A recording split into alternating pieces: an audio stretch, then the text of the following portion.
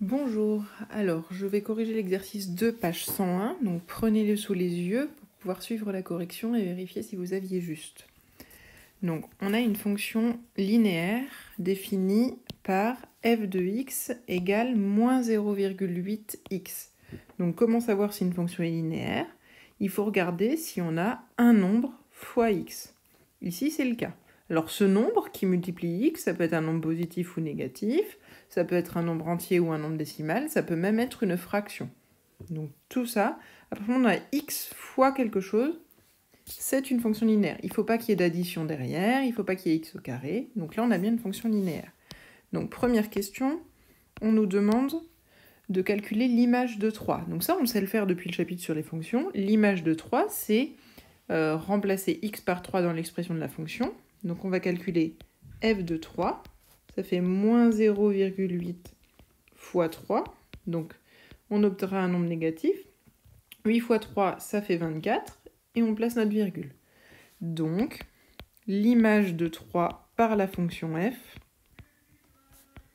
c'est moins 2,4. Ensuite, il faut trouver l'antécédent de moins 4. Donc là, antécédent, c'est le nombre qui était avant. En gros, on a appliqué notre fonction f, notre machine, et on a trouvé moins 4, et on se demande qu'est-ce qu'il y avait avant. Donc finalement, on a fait f de x, et on a trouvé moins 4. Donc on se pose la question, moins 0,8 fois x, ça donne moins 4.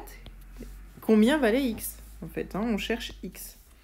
Donc c'est une petite équation, ça revient à chercher la valeur de x. Une multiplication à trous, c'est une division. On va diviser par moins 0,8, donc x, ça va être moins 4 divisé par moins 0,8.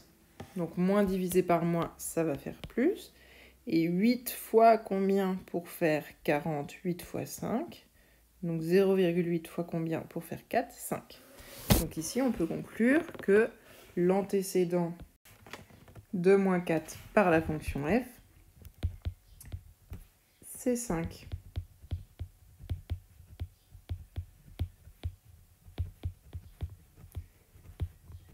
Alors, ensuite, dernière question. Tracer la droite représentant graphiquement la fonction f. Donc, on a vu dans le cours que la représentation graphique d'une fonction affine, c'était une droite qui passe par l'origine. Donc, finalement, on sait déjà que la droite va passer par l'origine, par ce point-là, que j'ai marqué sur le graphique.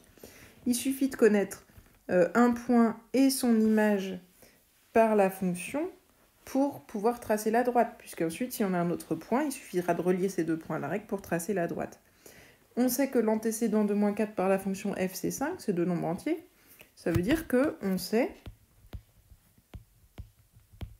que f de 5, c'est égal à moins 4. Donc on peut placer le point M, par exemple, de coordonnées 5, moins 4.